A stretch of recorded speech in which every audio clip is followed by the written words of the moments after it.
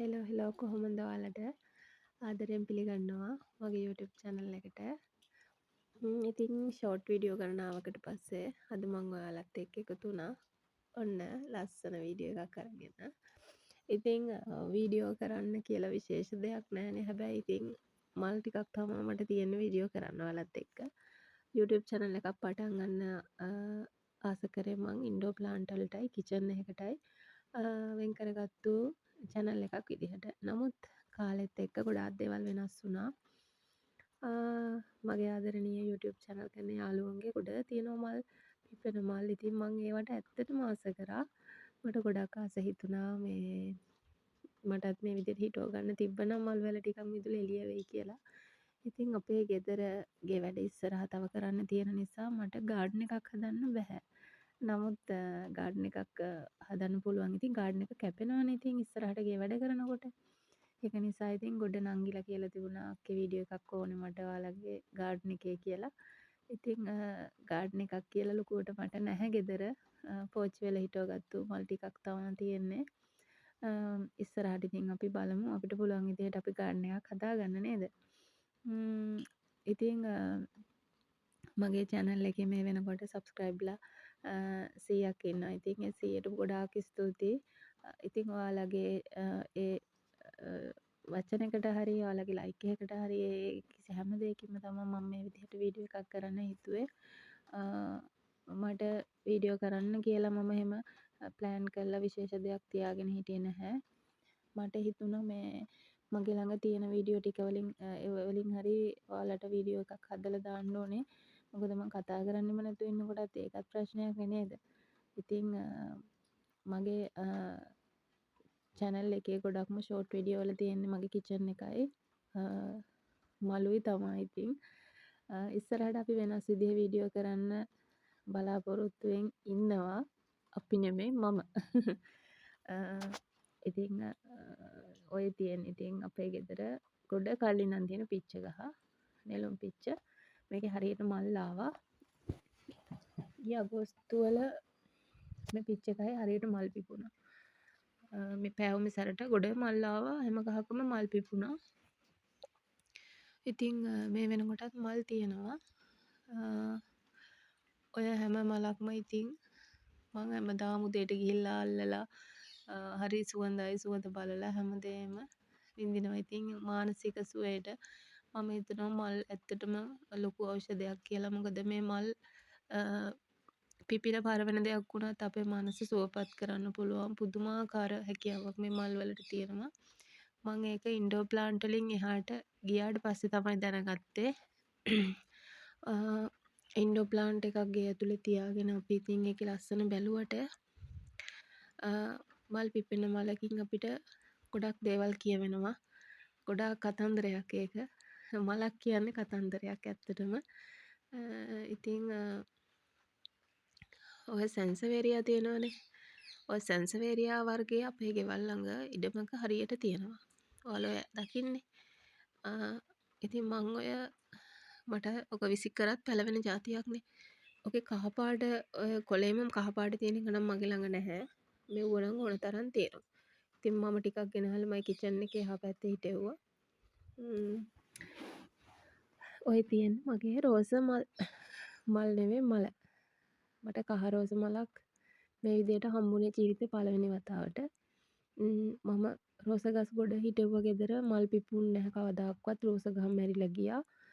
ඉතින් මට ලස්සන මේ වගේ ලොකු මලක් ඉස්සෙල්ලාම දුන්නා. ඊට පස්සේ ඒක ගොඩ දවස් යනකම් මම පර වෙනකම් මම හිතන්නේ මම ෆොටෝ ගත්තා ඒකේ. ඔයාලට ෂෝට් වීඩියෝ වල බලන්න පුළුවන් ඒක. ඊට පස්සේ මට දෙවෙනි වතාවටත් ඒ විදිහම මලක් හම්බුණා. ඇත්තටම කහ රෝස ගහ නම් පුදුම විදියට ලස්සන මල් දෙකක් දුන්නා. මේ තියෙන ඩුබයි රෝස, ජපන් රෝස දෙකම මම ඔන්ලයින් තමයි ඕඩර් කරගත්තේ. ඉස්සර කාලේ ඩුබයි රෝස, ජපන් රෝස අපේ අම්මලා උදුළු ගාලා, ඒ කියන්නේ ගෙදර තිබ්බට මේ අර එක දිගට මේව වැවෙන නිසා උදුළු ගාලා දානවා කිව්වා මේ කාලයක් ගියාට පස්සේ. දැන් ඉතින් ඔය තියෙනවනේ ඉතින් මල් නේද? ඔය ඔයාලට පේන්නේ. ඉතින් ඒ වුණාට අපේ අම්මා දැන් ඇවිල්ලා කියනවා ලස්සනයි මේමයි කියලා. ඉතින් එයාලටත් ආස ඇති එහෙම තියෙනවා දැක්කම. මොකද ඒ කාලවල වල පෝච්චි වල ඔය හිටවන්නේ නැහනේ. ඔය මිදුලක පාත්තියක ගහක් යට එහෙමනේ තියෙන්නේ. ඉතින් අපි මෙහෙම හිටවල මේ වගේ මල් එනකොට ඉතින් ආසයි. අපිටත් ආසයි, දකින්න කෙනාටත් ආසයි. මං ඉතින් ඒ නිසා හිතාගත්තා ඉන්ඩෝර් ප්ලාන්ට් වලට වගේම මල් පිපෙන මල් වලටත් ඉඩක් වෙන් කරන්න ඕනේ කියලා. අනිත් එක තමා මේ ඉන්ඩෝර් ප්ලාන්ට් ගැන මම වෙනම වීඩියෝ එකක් ඔයාලට ගේන්නම්. ගොඩක් අය අහලා තියෙනවා ඉන්ඩෝර් ප්ලාන්ට් එහෙම හොඳට සරුවට හැදෙන්නේ කොහොමද කියලා. මම ඒක ඔයාලට වෙනමම වීඩියෝ එකකින් අරන් එන්නම්. ඉතින් දැනට මං ওই ටික තමයි ඉතින් මට විශේෂ දෙයක් පෙන්වන්න කියලා නෑ. මං ඔයාලත් එක්ක ඉස්සරහට ලස්සන වීඩියෝ වලින් හම්බ වෙනවා. මොකද මම ඉස්සරහට එළවලු වගා කරන්න හිතාන ඉන්නවා. එහෙම විශේෂ වෙනස් විදිහේ වීඩියෝ මං කරන්න ඉන්නවා. ඉතින් අපි එතකොට වෙනස් විදිහේ වීඩියෝ එකකින් බලමු, දකිමු. දැනට මේ මල් ටික බලලා ඉතින් අපි අඳුරගමු නේද? අපි අඳුරගත්තේ නෑනේ. අපි කවදාවත් කතා කරලා නෑනේ. ඉතින් මගේ ආදරණීය යාළුවෝ හැමෝටම ආයෙමත් කියන්නේ ගොඩක් ස්තුතියි ඔයාලට. ඔයාලගේ මේ කමෙන්ට් එක, ලයික් එක මට මාර විදිහට මගේ මේ channel එකට support එකක්. ඒ වගේම තමයි ඔයාලට වෙනස් විදිහේ වීඩියෝ එකක් මගෙන් මොනවා හරි පැල සම්බන්ධව හරි කිචන් එකේ හරි මොනවා හරි වීඩියෝ එකක් එහෙම බලන්න ඕන නම් මට කමෙන්ට් එකක් දාන්න. ඒ වගේම තමයි මට ඔයාලගෙන් මල් සම්බන්ධව දන්න කෙනෙක් ඉන්නවා නම් මට පොඩ්ඩක් මේකට උත්තරයක් දෙන්න. මේ මං කපුරු ගස් ටිකක් ගෙනල්ලා හිටෙව්වා ගෙදර. මුල් කාලේ හරියට මේ මල් පිපුණා. දැන් එක මලක්වත් පිපෙන්නේ නැහැ කපුරු පැලවල. දන්න කෙනෙක් ඉන්නවා නම් කියන්න අයි කපුරු ගස්වල මල් එන්නේ නැත්තේ කියලා. තද අවුවේ තියෙන්න ඕනේද? එහෙම නැත්නම් විශේෂ පොහොරක් දාන්න ඕනේද කියලා කවුරු හරි දන්නවා නම් කියන්න. මොකද මම මල් වලට එහෙම මම මල් වලට ඇත්තටම ආධුනිකයෙක්. මම ඉතින් මොකක්වත් තාම එහෙම විශේෂ දෙයක්වත් දාලා එහෙම මල් වලට පොහොර කියලා එහෙම දාලා හදලා නැහැ. ගොම පොහොර තමයි ඉතින් මගේ බෙහෙත. මං ගොම පොහොර ටිකක් කියන්නේ උර 4ක් විතර ගෙනත් තියාගෙන ඉන්නවා ගෙදර එළවලු හිටවන්න. වැස්සෙනකන් තමයි ඒක තියාගෙන ඉන්නේ මේ පැල හිටවනකොට එහෙම අපිට ඕනනේ ඉතින්. ඒවෙන් ටික ටික දාලා ඉතින් මම වතුර දානවා. මම විශේෂ දෙයක් දාන්නේ නැහැ මේ ගස් වලට. මේ කිව්වේ මං අර කිව්ව කපුරු පැල ටික. ඔය කහ පාට එකමලක් තියෙනවා. ගෙන ආපු දවස්වල හරියට මල් තිබුණා. ඊට පස්සේ ඉතින් ආයෙ එකමලක්වත් ආවේ නැහැ. ඔය පේනවනේ පෑවුම්සර කොච්චරද කියනවා අපේ පොළව ඉරි තැල්ල තියෙන්නේ. ඒ තරම් පායනවා. ඉතින් මේ තියෙන්නේ මං අර ඔයාලට කිව්ව සැන්සවේරියා. ඔතනත් ඔය පාළුවට වගේ දැමිලි ගහයට තියෙනකොට තමයි මම හිතුවේ මෙන්න මේ විදිහට මේ පොඩිවට මල් ටිකක් හිටෙව්වොත් පාළුව නැති වෙයි කියලා. මොකද කිචන් එකේ තමයි මේ ටික එළවලු හිටවන්න තමයි ගොඩක්ම බලාපොරොත්තු වෙමින් ඉන්නේ. මල් වලට වැඩිය මේ පැත්ත කිචන් එක පැත්තේ එළවලු ටිකක් හිටවන්න ඕනේ කියලා. ඒක නිසා ඒ පැත්ත පාළුවට වගේ තිබිච්ච නිසා තමයි මම ඒක වීඩියෝ කරගෙන ගේ මැද්දෙන් ගියා. ඔය ඉස්සරහා වීඩියෝ කරගෙන රවුමින් යන්න බැරි නිසා මං ගේ මැද්දෙන් ගියා. මේ ඔය ඔකත් ඔය ඉන්ඩෝර් ප්ලාන්ට් එක. මම බුදුගේ ළඟත් තියලා තිබුණ ලොකුවට ඉන්ඩෝර් ප්ලාන්ට් එකක් මෙතන ලොකු ගස් දෙකක්. පස්සේ මං එළියෙන් තිබ්බා මොකද ඒවට ඇත්තටම අවු ඕන වෙලාවලුත් තියෙනවනේ ඉන්ඩෝර් ප්ලාන්ට් උනත් අවුවට වැස්සට තියන්න ඕනේ. ඉතින් ඔන්න ඔහොම තමයි මගේ ගෙදර මගේ කිචන් එක මං තියාගෙන ඉන්නේ ඔන්න ඔය විදිහට. කිචන් එකේ වීඩියෝ එකක් මම වෙනම ඔයාලට අරන් එන්නම්. ඔයාලා ඉල්ලීම් කරොත් මං ගේන්නම්.